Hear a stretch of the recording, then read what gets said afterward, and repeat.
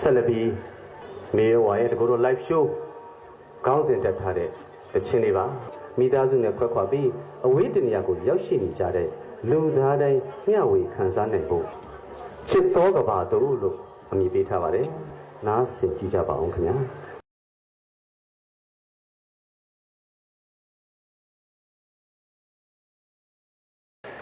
မဝါရဲ့တကူတော့ဒီဆိုတဲ့ဖြော်ရည်ပွဲထဲမှာထင်ထားတာထက်ပိုပြီးတော့မဝါကိုချစ်ကြတယ်တကယ်ကိုလာရောက်အားပေးကြတယ်ဆိုတော့သိရတော့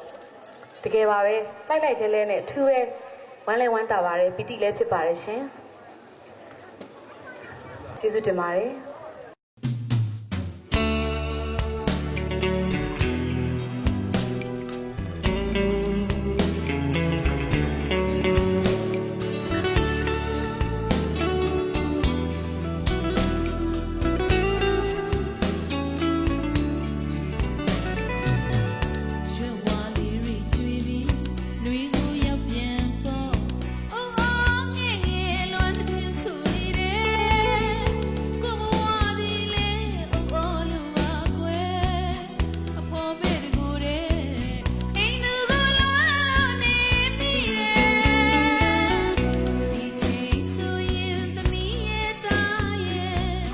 She's an